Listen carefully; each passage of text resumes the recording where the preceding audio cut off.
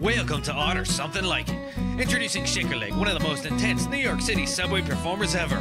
Benton C. Bainbridge has played movies in real time for over 2 decades, creating live audio visuals with musicians, dancers, actors, and visual artists from around the world. Haru, an internationally known spoken word poet, uses his gift of words for the betterment of mankind. And Michael Krasowitz approaches art as if it exists in a space beyond his conscious worldview. Hi, my name is Mike Krasowitz. I'm a printmaker and painter.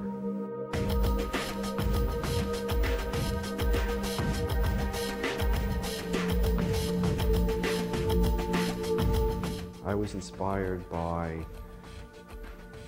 the Beat Generation artists, Jack Karuac, stream of consciousness kind of things, John Cage, the early surrealists. My first inspiration, the thing that got me excited about making art was just early experiments. I just decided that I was a photographer. I was doing conventional things. And I remember being in my basement, photographing my hands really close up to the point where the lens couldn't focus. And the picture would be blurry. And that was really interesting. And I was making these very interesting black and white images that inspired me to kind of try experimenting and seeing what photography could be, and making images that I've never seen before.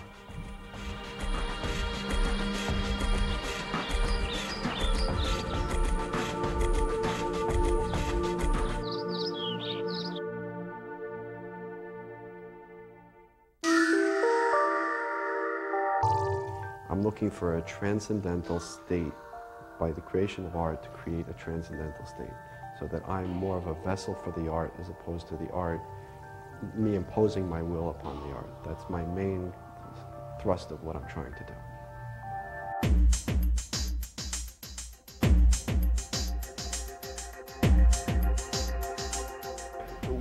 This is a part of a series of pictures. And what I did was, everything I'm doing is about this stream of consciousness kind of idea where I draw totally this is drawn on the computer, and I don't have any preconception when I draw any of these pictures.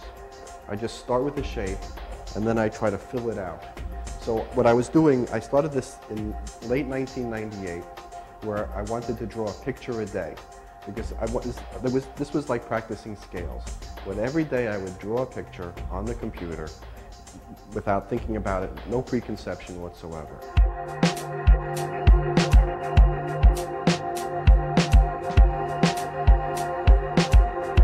It's just like practicing.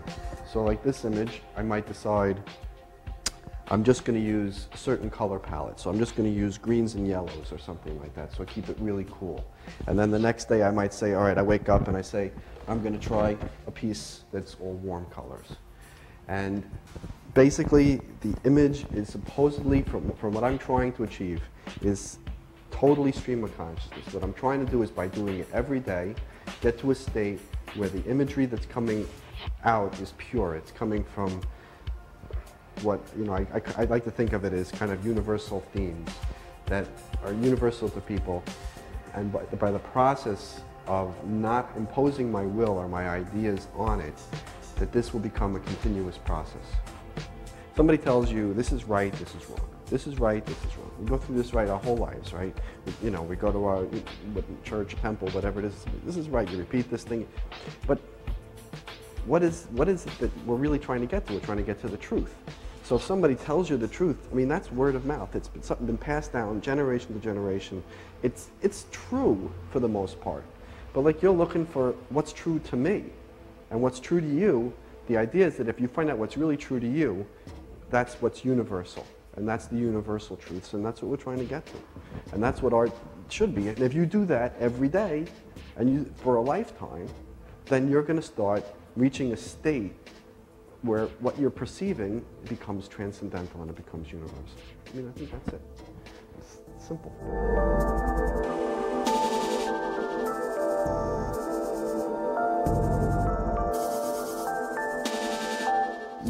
Whenever I start, I always start with one shape. I draw the shape, and then I might draw a second shape, and then I try to rationalize it and make it into an image that makes some sense.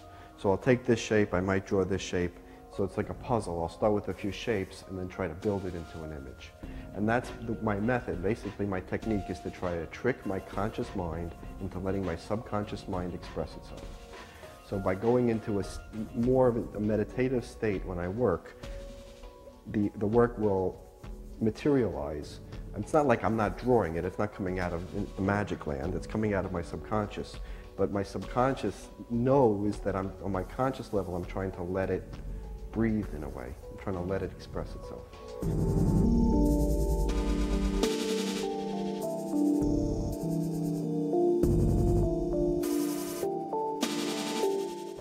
Thank you for letting me speak about my work. If you'd like to see any other work of mine, my website is www.mkras.com. And that's it. Thank you very much.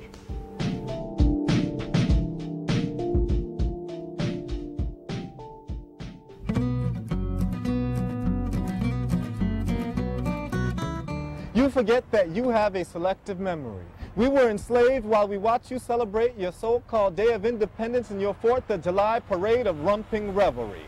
By my fire you shall remember me. That's why I wrote that song called Liars, because I'm familiar with your old school devilry. In the ancient days, you were the student while we were the teacher. We were the athletes on the historical field while you were just the spectator in the bleacher. But today the duplicator has become the originator and the originator has become the duplicator. Sort of like a sick cycle, like a spinning kidney dilator. You have taken out my tongue and transplanted your tongue into mine so I could speak the way that you speak.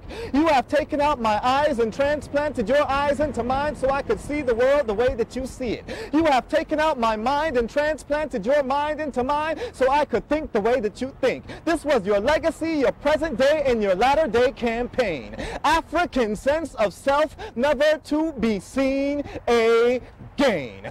My name is Haru, and I'm what they call a spoken word artist, spoken word poet, performance artist, etc., etc. I've been doing this for some time, and I got into it kind of accidentally, where I used to have a band when I was in graduate school, and I moved away from my band and needed to express myself somehow, so I would go to open mic spots and without a band perform the lyrics of my songs as poetry. I was inspired by the artists who were bringing information along with entertainment. So, you know, in reggae music, you have the Peter Tosses, the Bob Marleys, the Burning Spears. You know, Burning Spears always singing about Marcus Garvey. That made me want to read about Marcus Garvey. So I saw those artists as artists who were part of a long tradition of artists who were basically related to the people, had a relation to the people, and were interested in giving the people information so that they can have a better day. That's what inspired me. I wanted to be like that because they did so much for my own development, so I felt that if I'm going to be an artist, I have to do the same thing.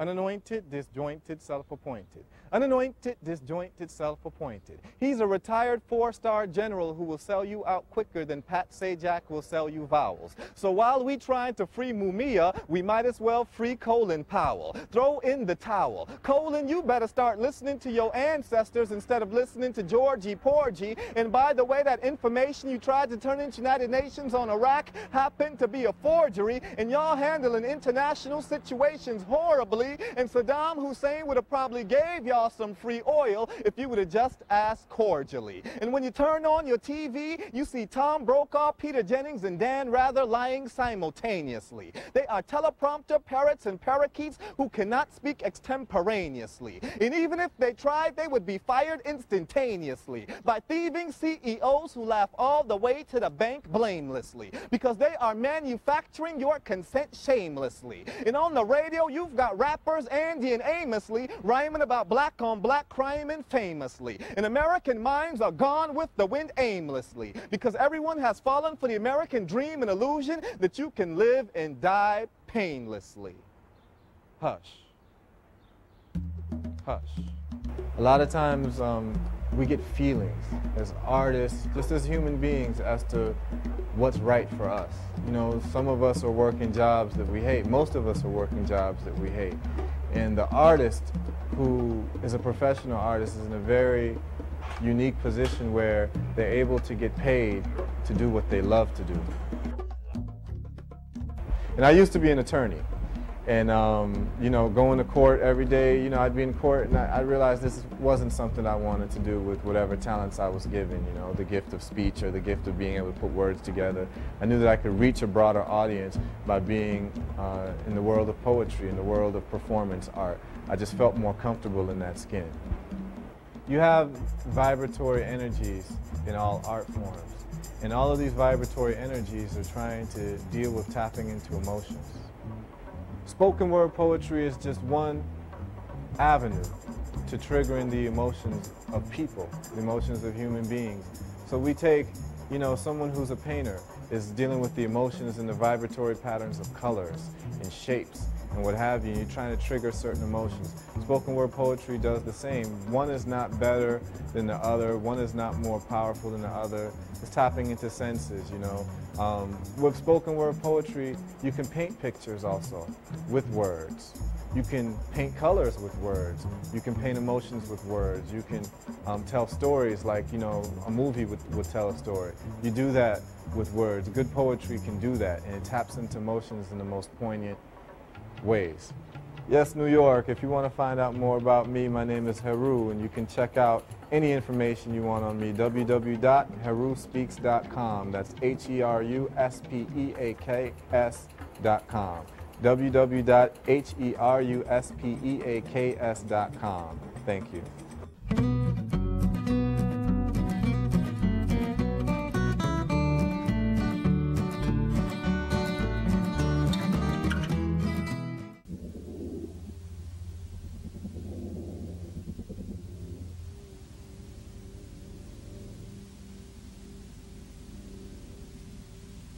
My name is Benton C. Bainbridge. Welcome to my cold studio where I make video.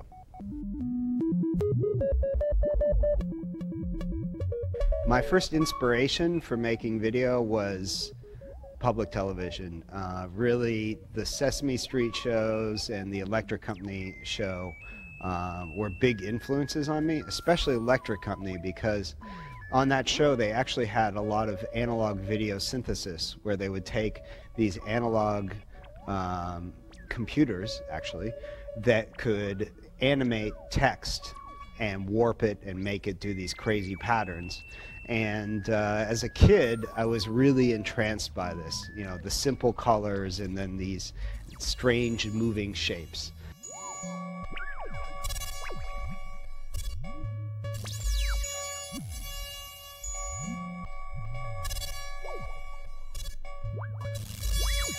One of the basic techniques that I use in my work and a guiding principle of the way I think about video is that, you know, it's all an electronic signal.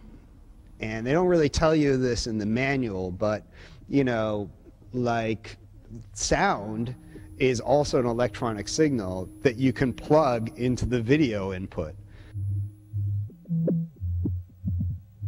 So when I think about cinema, I guess electronic cinema to me is sound and image, and they can actually come from the same signal.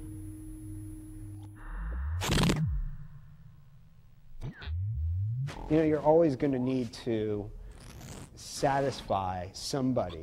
That's the whole kind of definition of, you know, a capitalist economy, is there's this, you know, worth that someone else sees in what you do, and to some degree you have to cater or shape what you do to satisfy that person, whether you're making your money from grants or your work is bought by collectors, or whether you're just catering to an audience that is your follower. Success is really about something that comes from inside of you. As I see it, success ultimately means that you're happy doing what you do, and that you continue to find some sort of joy from doing it.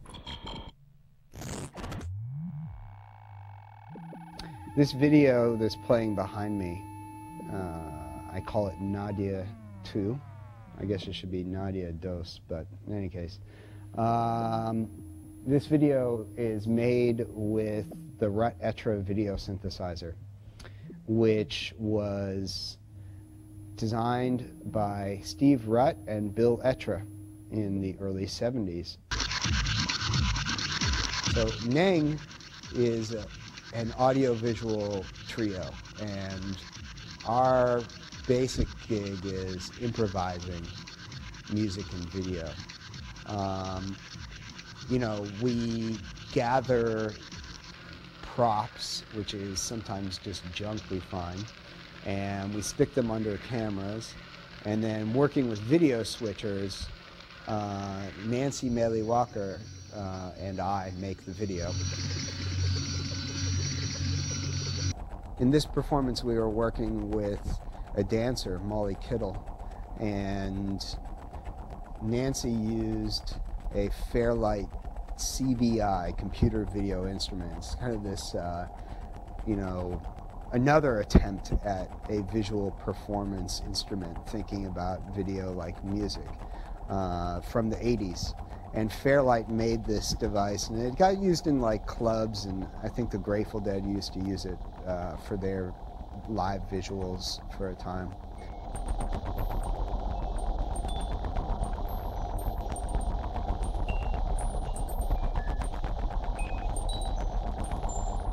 You know, like the gear that we have used for these live video shows, or that I use for solo VJing, it's this real hodgepodge of like the latest, fastest laptop I can get, and then the oldest arcane piece of gear I can find on eBay.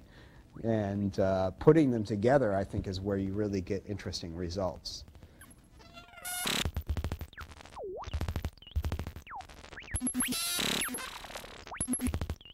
Well, thank you for visiting my wacky world of pixels.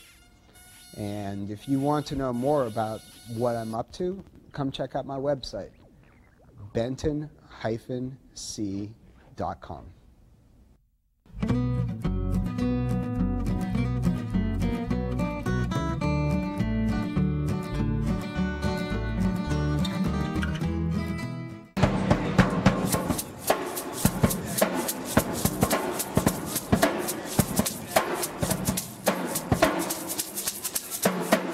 What's up, everybody? I'm Shakerleg. I play in the subways of New York City. So I play drum set in the band, and then on the side I play this drum for some of the softer songs. And I saw this one dude using a shaker on his leg, and I'm like, oh, I can do that. That's a cool sound what he's got going. Like, he was playing it. I was like, this dude's like, I just like that sound better than the drum set.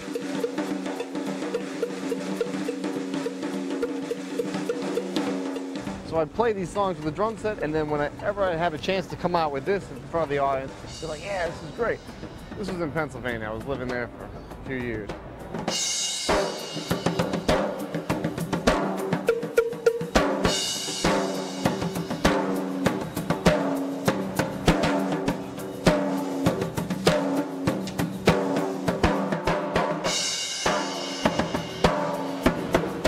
I moved here for an acting career, not not drumming at all.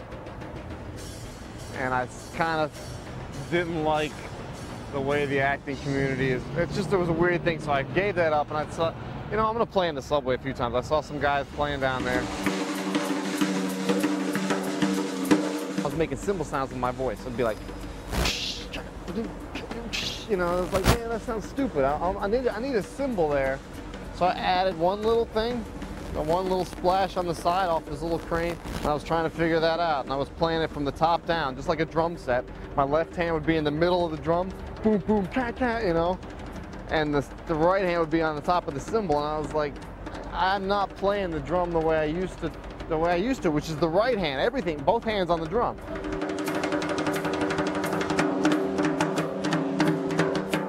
So I'd have this little cymbal here, and eventually I was like, man, the only way, occasionally I hit it on the way up, but only with my right hand. And until I figured out, I gotta get this two-handed thing going. And then once I figured out how to get both hands, just raise them a little higher to hit the cymbal on the way up while I'm still playing that drum, then it took off. Right now I play every day. I notice when I take 2 days off from doing this, my hands start to, like, the swelling, or I don't know. And then when I keep it consistent, it's used to it. It's good. It's like, all right. I forget every 2 days I take off, I come back, I got to start over a little bit from the beginning. I know that if I get famous, which is the goal, only to promote my art, then I think my art will suffer, because right now I'm hustling every day. It's like I go out there with like, come on, nobody's paying me. You know, I don't have a guaranteed pay. I gotta hustle, I gotta work.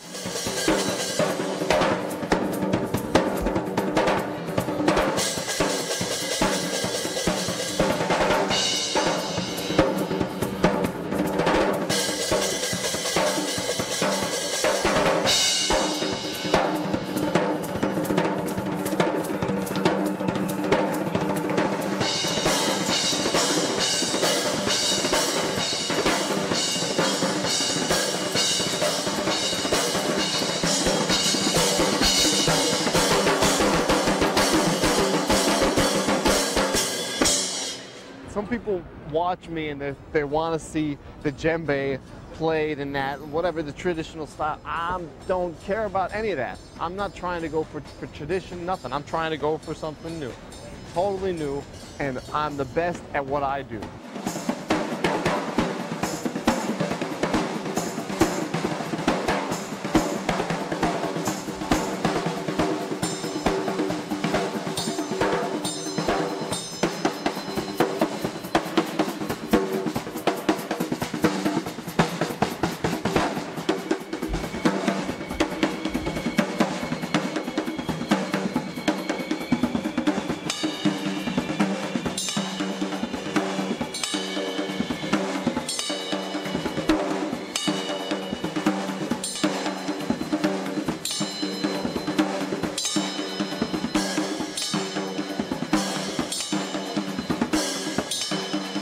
All right, guys, so that's all the time I have for you now. I'm gonna go probably play tomorrow.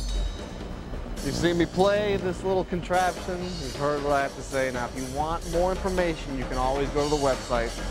It's www.shakerleg.com. Shaker as in and leg.com. Check it out.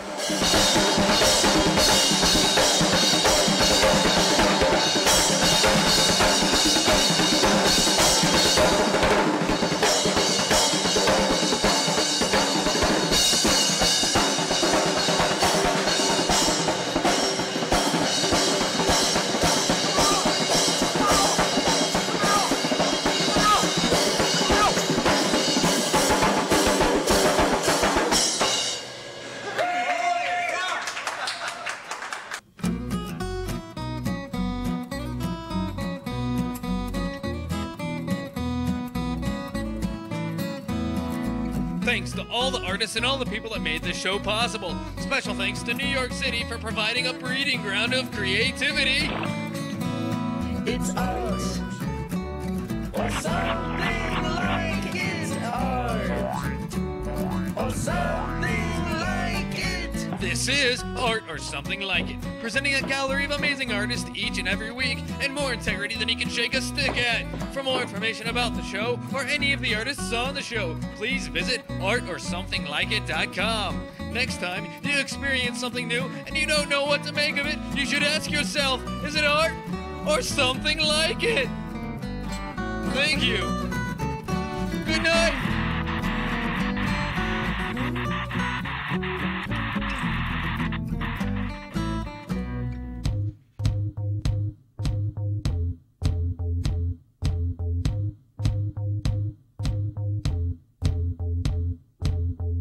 I'm art or something like it. I'm art or something like it.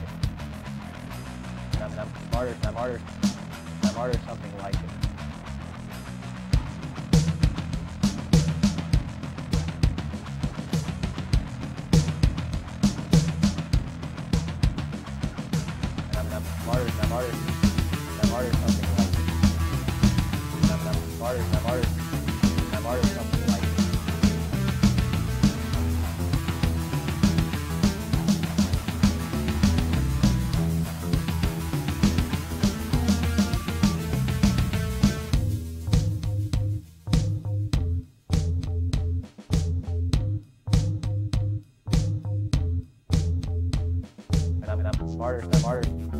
I'm art or something like it. And I'm art or something like it.